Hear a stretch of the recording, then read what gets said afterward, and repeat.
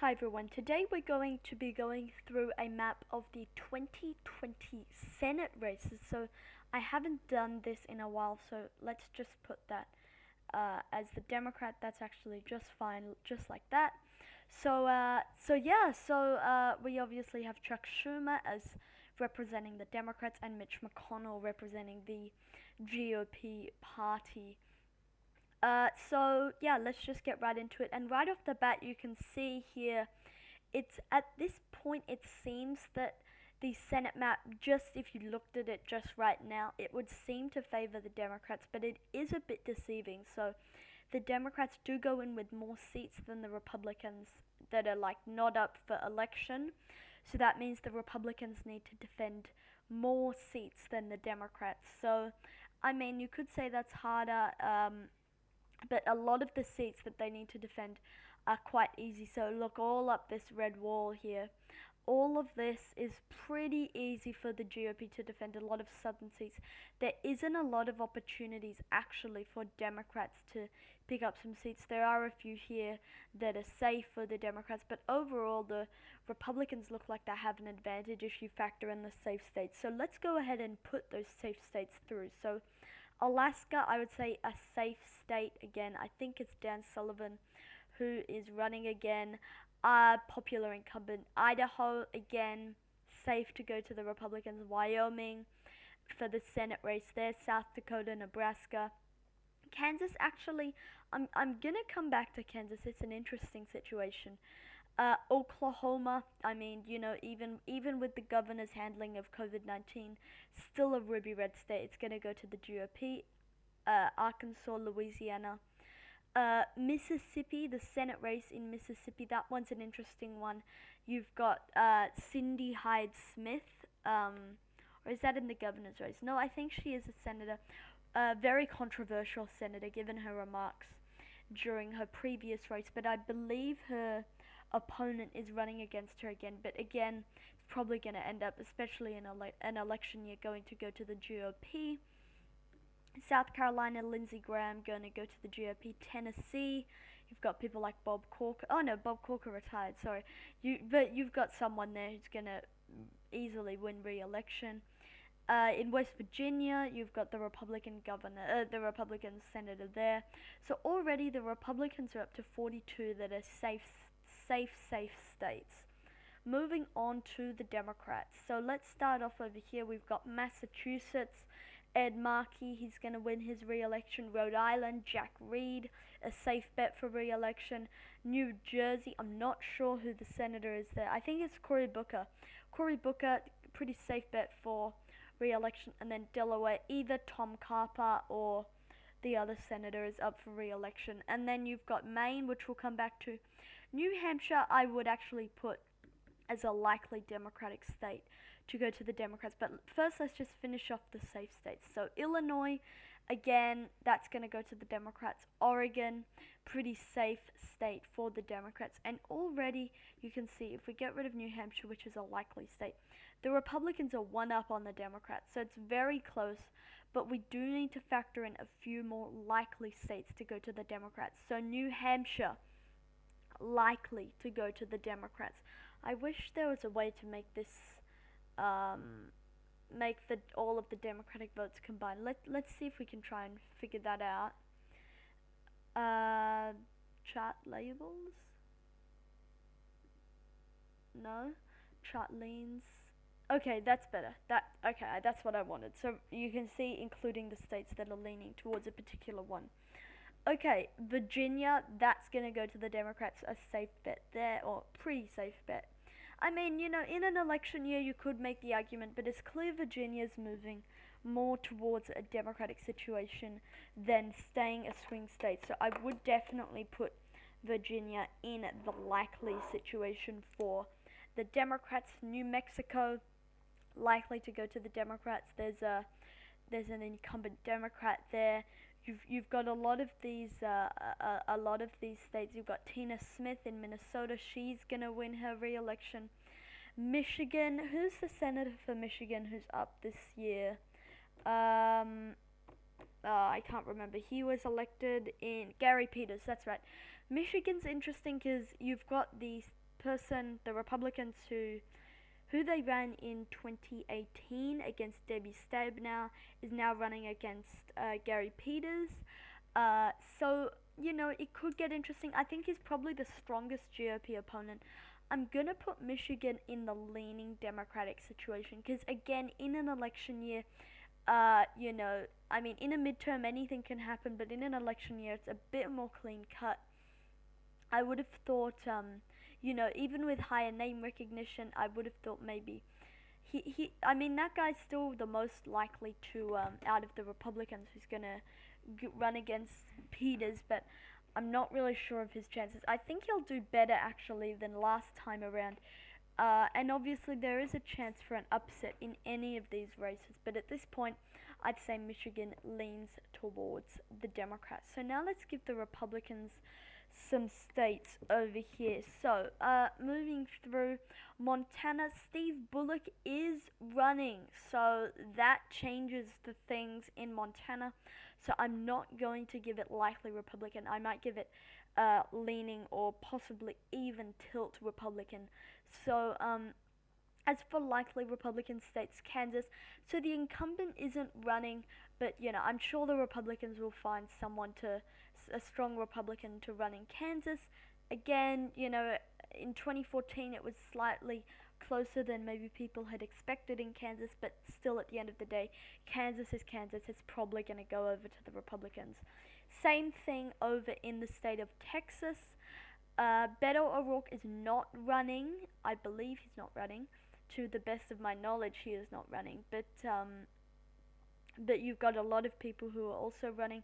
I believe that MJ Hagar is going to be the nominee, but I'm not really sure. But again, you do have the incumbent Republican there. Not as unpopular as Ted Cruz, so probably going to go on and win his race. Moving through to Georgia, so one of the senators here, I believe the appointed senator in the special election, has quite a big scandal surrounding her around stocks and selling a bunch of stocks in like the hotel industry, the tourism industry, and bought a bunch of stocks in I believe places who are supplying COVID masks. So so quite the scandal there. But at the end of the day, I do think that leaning Republican. And same thing with the at-large Georgia. So Georgia's interesting. In a midterm election, I could maybe see it going over to the Democrats, but in a presidential year with an animated Trump base, I just can't see it happening to the Democrats as of this point. Now, the Democrats are running against, who is it are they running against in North Carolina? Thom Tillis. They're running against Thom Tillis. They've got a pretty strong Democratic challenger in Cal Cunningham. It's going to be interesting to see how this does, but I mean, again, you gotta give the lean over towards the GOP here. I do think North Carolina is going to be closer in the presidential race than many people say. Many people are kind of now putting North Carolina away into the GOP column, but again, it's still quite the swing state. There's still a lot of African Americans, and the House results in 2018 were deceiving. Due to the gerrymandering. North Carolina, you got to give the edge over to the incumbent. Again, incumbency advantage is always a powerful factor. Okay, continuing, moving through into Kentucky, you've got Mitch McConnell. Democrats always seem to say, okay, this is the year to take out Mitch McConnell. You had in 2008, you had a strong Democrat, and they poured quite a bit into Mitch McConnell's seat.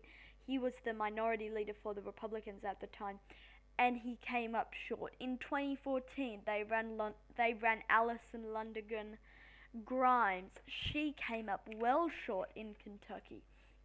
In 2020, a lot of people say that she's a very strong Democratic challenger. I'm not so sure. She was able to close quite the point deficit in the district, but she did lose quite probably. So if you look at Kentucky politics, the person who's running against Mitch McConnell is someone who lost a seat in like the equivalent, like if for example let's say I'm trying to find a good example. Uh, duh, duh, duh, duh, duh. Let's say in North Carolina, say you're running, and or like in Texas, right? You're running in like the swingiest district in Texas, like Texas, the one at the bottom here. I think it's Texas 23. Let's say you're running there and you come up short, and then you decide to run for the whole state, which overall is more Republican. I just can't see it happening, and I think it's going to be likely to go over to the incumbent there in McConnell. In Alabama, you've got Doug Jones. You have the Democratic incumbent Doug Jones. And again, Alabama is Alabama. He barely edged it out last time. Again, you have to give a lean over towards Doug Jones. So right now, the Republicans, they're two away from a Senate majority if they lose, and then one away if they win. Right now, I'd say Trump has an edge over Joe Biden. So one away technically, but if they want to be safe, two away to take back the Senate. As of right now, Iowa, I mean, anything can happen in Iowa, but Iowa definitely seems to be trending more in a Republican situation. Joe Biden came up well short in the primary there. I don't think that's going to animate turnout, and therefore I think down ballot is going to harm. And so I think Iowa likely to go over to the Republicans, or maybe leaning to go over to the Republicans. And that's a big change from my last Senate prediction. I had that going towards the Democrats last time around. Okay, now let's give some victories over to the Democrats. So, if the Democrats are going to be able to pull off a 50-50 Senate, they're going to need to clean sweep all of these remaining states. So they're going to need to take Arizona, they're going to need to take Colorado, they're going to need to take Montana, and they're going to need to take Maine. That's not too far-fetched. Right now, if I had to put money on it right now, I think Democrats will carry 3 out of these 4 states if I had to put money on it right now. But there's definitely a possibility there they could take 4 for 4. And if they really wanted a Senate majority and Trump's still in the White House, then they would need to pick off one of these leaning Republican states, either Iowa, Alabama, Georgia 1, Georgia 2, or North Carolina.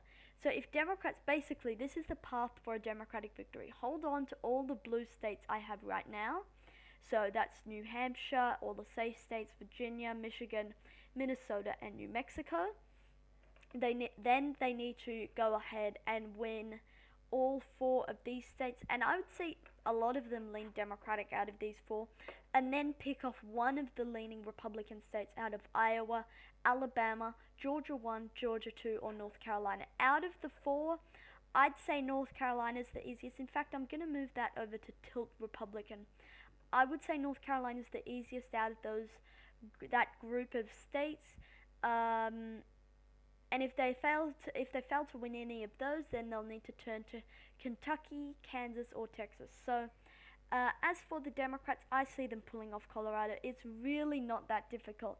They have Hickenlooper. If Hickenlooper wins the primary over Romanoff, then it's a cakewalk for Hickenlooper pretty much. Or if Romanoff wins, he's progressive. He'll do well in Colorado. He wins, I think it's pretty straightforward. Democrats are going to pick off Colorado against Gardner in this election. Moving through to Arizona. So Martha McSally is running, and she already lost, right? So at this point, it was a good year for Democrats in Arizona. It's gonna be close in Arizona, but they've got quite the strong Democratic challenger in what's his name? I forget his name, but he's posted good fundraising numbers. He's leading in all the polls against McSally. That doesn't really mean much out this far, but you got to give the lean over towards the Democrats in the state of Arizona. Moving on to the state of Maine. Whoops. Okay, here's the curveball. Right now, it's a presidential election in Maine, right? It's a presidential election with and Trump's not going to do all that well in Maine. Presidential elections, that's got to favor the Democrats. Furthermore, her votes on Kavanaugh and on impeaching Trump not going to play well in Maine. Sarah Gideon has got a lot of fundraising and has been beating the incumbent in many polls in Maine. And Susan Collins' approval rating has slid off a cliff. At this point, I think it's very close, but I will give the edge slightly over to Sarah Gideon over Susan Collins in the state of Maine, but I think it's going to be very close. The power of incumbency is very big. But at the end of the day, I think that Gideon will pull off the win. Okay, in the state of Montana. So here's the thing. In a midterm election, I would say Montana with a strong Democratic challenger in Steve Bullock, and in a midterm election like 2018 with strong Democratic turnout, I would actually give the edge to Steve Bullock. I really would. However, in a presidential election, yes, Montanas have been known to split their tickets, and that's an important factor. But even then, the power of incumbency is quite big, and also the fact that the state of Montana is a ruby red Republican state, I will give the edge slightly over to Steve Daines, the incumbent. So overall, Republicans, they gain in the state of Alabama. Democrats, they gain in Colorado and Arizona. I believe those would be the two, and obviously Maine. Okay, Arizona, Colorado, and Maine go to the Democrats, and then Alabama goes to the Republicans, which means the Democrats net 2 seats. And by the way, the 2022 map is quite favorable towards the Democrats, so we'll have to see how it all plays out. But just quickly, in order for the Republicans to hold on, okay, so if Trump wins, there's 4 scenarios. If Trump wins and the Republicans hold control, all they need to do is this: they could even lose North Carolina, which is only tilting their way, could go to the Democrats, and they would still be in charge. If Trump wins, but the path for the Democrats, if Trump wins, that would mean they have to get 51. So first thing they would do is they would have to pick off North Carolina, and second thing, they would pick off either one of Montana, Iowa, Alabama, Georgia, or Georgia 2. Right. Now, if Trump, if the Democrats come up short, but they win the White House, which is quite unlikely in my opinion, if the path for the Republicans, if the Democrats win, is just basically this map, which is my prediction, that is what's going to happen. And if the Republicans win the presidency, and then they could even afford to lose North Carolina. But if the Democrats want to win, then they're going to need to pick off North Carolina and one other state if Trump is in, or just North Carolina if the Democrats are in the White House. So that's it for today's video, guys. Thank you so much for watching, and I'll see you all in the next video. Thank you. Good night.